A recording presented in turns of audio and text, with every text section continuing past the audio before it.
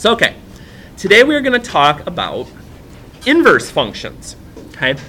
So, when it talks about 5 concepts you must know, there are things that are helpful to know because it makes working through these things easier, and we're actually going to touch on 4 of them today, the first 4. The 5th one we're not really going to deal with, which is going to make some of you happy because, well, some of you in compositions don't get along real well.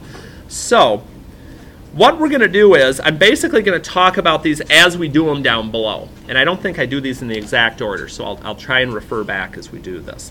So, okay, when we're looking for inverses, okay, inverses can look something like a reflection. So if you're thinking about a coordinate point or a line or something you're graphing, basically you're making the mirror image when you're looking at an inverse. So to find an inverse, we switch x and y. If you're given a table or points, it's as easy as your y values will become your x's, and your x values will become your y's. That's it. Okay, so you'd hope that I'm going to give you nothing but tables and coordinate points. That's not, fortunately, how this works. But if I do give you a table like that, that's all you have to do. Just flip-flop the x and y values. And when we look at the pictures in a little bit, you'll see graphically why that's the case. So, okay, what if that's not it, though? How does this work? I'm still going to do that when I get down to these other values. Okay, so we're going to add a little piece to our directions here. We are going to switch the x and the y here in a minute. But then we're going to solve for y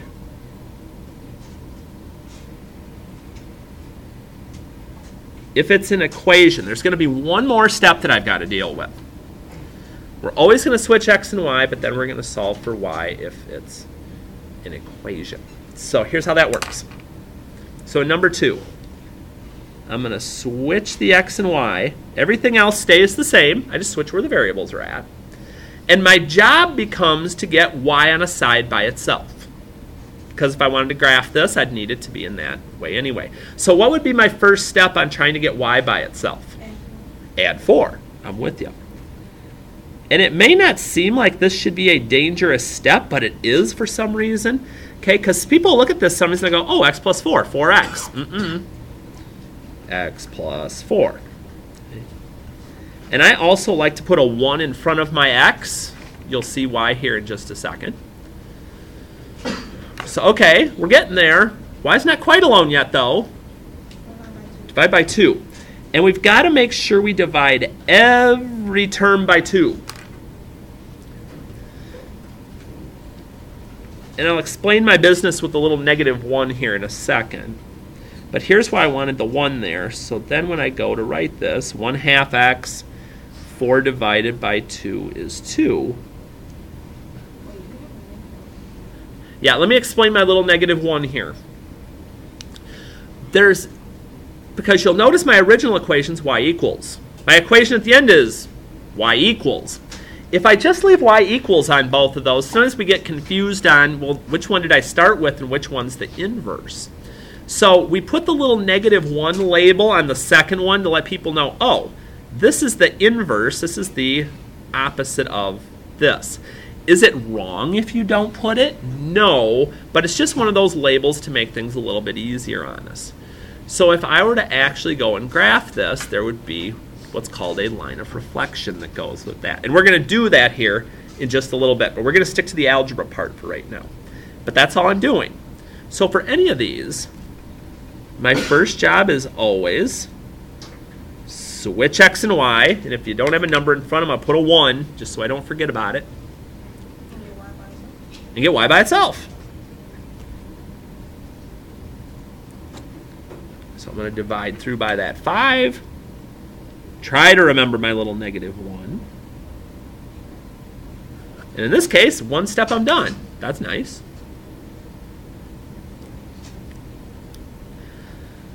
Now, you're like, okay, there's got to be some other twist to this, because Harty never gives us anything that is just normal. That's just math in general. It is kind of just math in general. There's this easy too good to be true step, and then there's the actual lesson.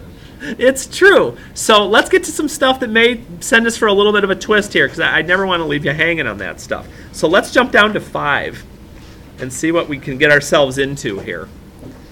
All right, so switch the x and y around.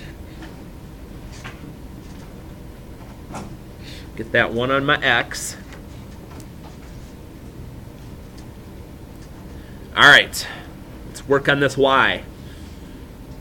What should I do first? Subtract the 6. So that plus or minus part's going to come first, if there is one.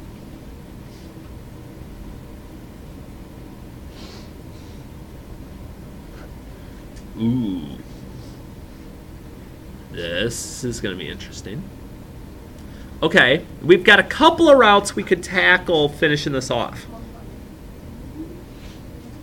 We could, okay? If you're not comfortable dealing with fractions, okay, because some of you would look at that and say, I'm going to multiply by -3/2, multiply by the reciprocal. But then you and fractions don't get along real well. So if you and fractions do not get along real well, Rena just came up with an excellent idea.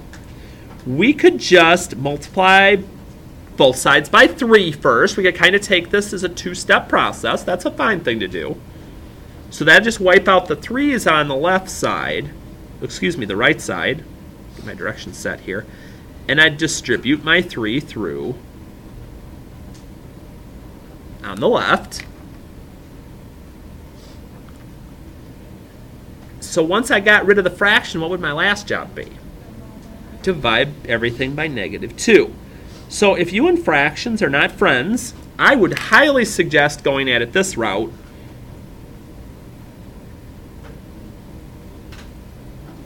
Negative divided by negative is positive. Okay, I like that. I like that a lot.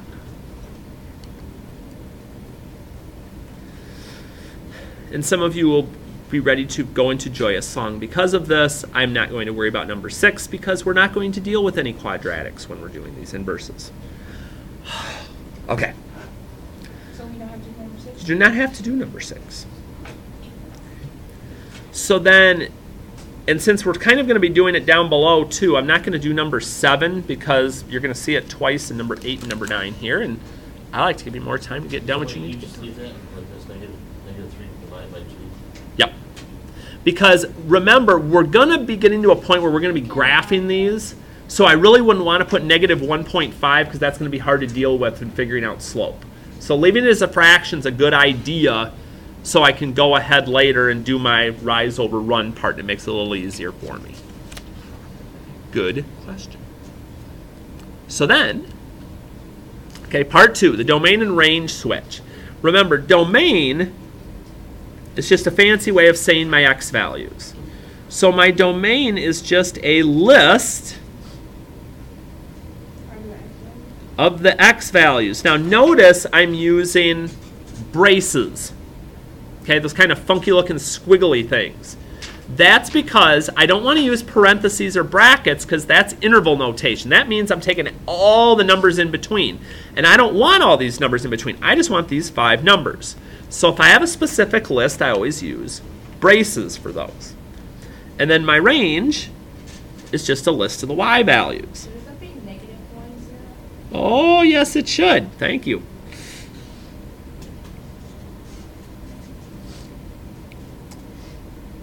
And then I can list my y values.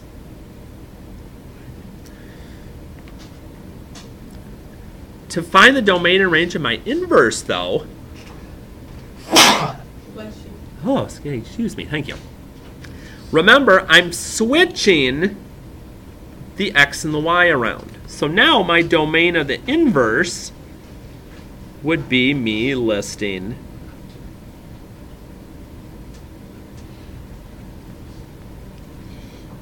what's my deal with missing signs today? I don't know.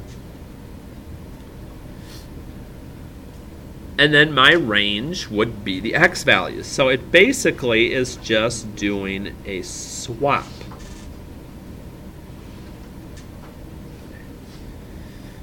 So the original is just my x and y, domain and range. My inverse is just flipping them like we did up above. So again, nothing too terribly awful. Okay, so that actually covers, with our concepts that we need to know about inverses, that covers number 1, covers number 2. We're going to cover number 3 and 4 on the back. And this part's actually a little more involved, I guess I'll say, than the first couple of parts have been. Okay, to graph the inverse, you must reflect the original graph of the line y equals x. This diagonal line that you see here is my line of reflection, okay? It's my y equals x line. So if I were, once we graph these, if I were to take this piece of paper and fold it along that line, I'd get my reflection, my symmetry on both sides of that. So what we're going to do is we're going to label these, and I know some of you don't have multiple colors to work with, so I'm going to use solid and dashed lines here. So for my original function, okay, I'm going to use a solid line, and I'm just going to plot these points, because again, these are like coordinate points. So I've got the point -2, 4, dot, -1, 2, so left 1 and up 2, 0, 0, 1, -2, and 2, -4. Okay. Once I have those, I can go ahead and I can connect the dots. To find my inverse, okay, to graph my inverse, I'm just going to flip all the x and y values. So at least on this first one, I'm going to make myself a little table underneath with 5 spots for my values.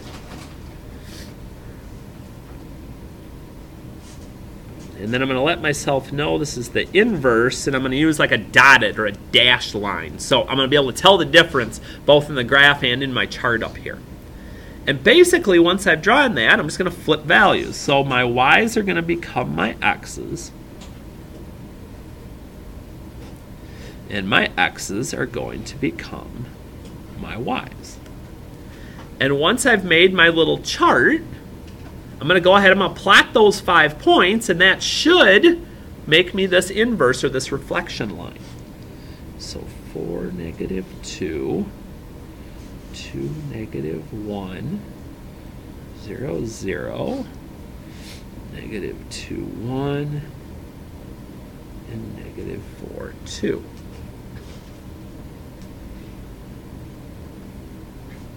And we connect the dots.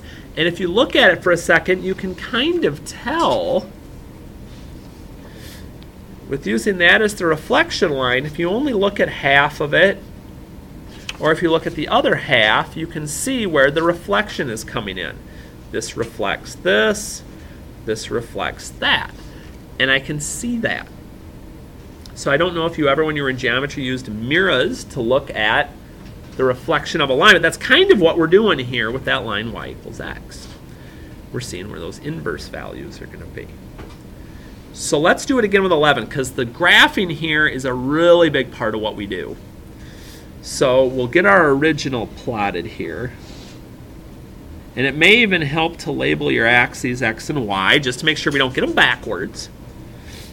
So -2, 3, 0, 5, 2, 7, and -1, 4. Kind of looks like we're going to be running parallel to the y equals x line here. Okay, so that's my original. And then again, if you're comfortable enough, you could probably even just plot the points without making an extra little table. I'm just going to do it because I'm more comfortable making sure I'm not mixing anything up here. So we're just switching the x and the y values. We're flipping them. Yeah, I was going to say, it looks like if we do this all correctly here, that we're going to see us some parallel lines here.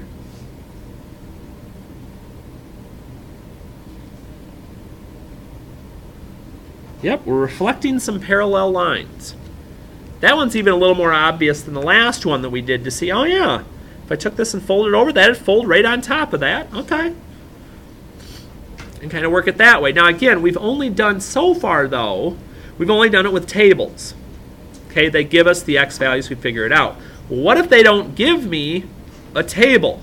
What if I just have an equation and I'm supposed to figure it out from there? Well, I have to have a little bit of an idea of how to graph a line to be able to make this work. So, just a reminder, you could go to the calculator if you wanted to on this to get some points. That would work. Me, though, I would probably look at this and say, okay, so this is actually like y equals negative 1 over 1 x plus 4. Because that negative means there's a 1 there. And I like looking at slope when I'm doing that as a fraction to remind me, ooh, yeah, it's rise over run with this. So, but I could, like Rena said, I could punch this in the calculator and just take points off the chart. But otherwise, if I'm comfortable, there's my y-intercept. That'll always be my first point. And then what does it mean when my slope's negative 1 over 1? What directions am I going? Okay, so I'm going down 1 and right 1. Down and right, down and right. And I guess I don't have to go crazy and dot the entire thing, but it's an option that I have. So I go ahead and I get that drawn in there. So now to do my inverse, I'm going to do like what we did on the front of this. So we're going to swap the x and y. Again, I'm going to put my 1s in there with my variables, just so I don't forget about it. And the job is to get y by itself. So step 1, subtract 4.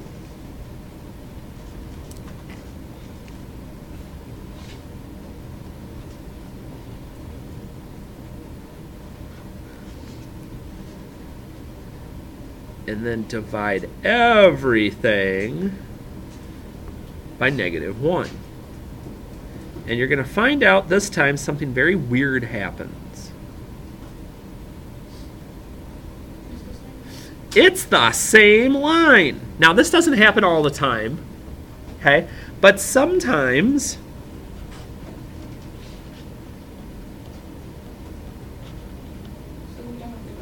yeah, we don't have to graph it again because it's the exact same line. So don't think you've done something wrong sometime if that does happen to you, because you're A-okay. That's absolutely, you've done the right thing. You just got same graph. So, okay. So that takes care of our graphing part. But again, you can do it, graphing calculator with a chart. You can do the inverses and find it that way. Issues with the graphing, because that's the part where we get the biggest stuck, but we also have to do the most work. So good. Okay. Last part, because we are not going to do part 5. Oh, no. We're going to avoid compositions today. We're going to stick just to the regular inverse stuff. Okay. The inverse is a function if it passes the horizontal line test. Which direction is horizontal? Up and down or side to side? Side to side. Okay. Because we use the vertical line test to see if something's a function. We use the horizontal line test to see if there is an inverse of that function. So, you draw a horizontal line somewhere near the middle of your graph. Okay, we're not looking for the exception. And we count the number of places that it crosses the actual graph, the actual picture. If it only passes at one point, the inverse would have the function would have an inverse. There, I spit it out. Okay? Okay, just one spot there. Now, if I do it on 14, this is going to get kind of ridiculous. 1, 2, 3, 4, 5, 6, 7. Gracious. We'll just say more than 1 point. You can. 7's fine. Okay. Anything more than 1 is no. So the minute you saw it go through 2, you could actually stop counting and say, oh, it's more than 1, I'm done. Because that's all we're doing. We're looking through, if it goes through once, It's yes. Go through more than once. No. And like I said, for our purposes at this time, we are not worrying about part So 5. do we cross that out, or are we going to come back to it? We are not going to come back to that. We have a little bit of a time issue, so we have to pick and choose some things, and that's when I was like, yeah, we got enough to do. So here's your job. Your job is the book assignment, of which you picked up the page when you came in, because there's some graphing involved. So we got you some graph paper, and somewhere you're just switching x and y and solving for y. So work through that, and then tomorrow we are going to go back into our favorite, the wonderful world of the Algebra 2 F word, factoring.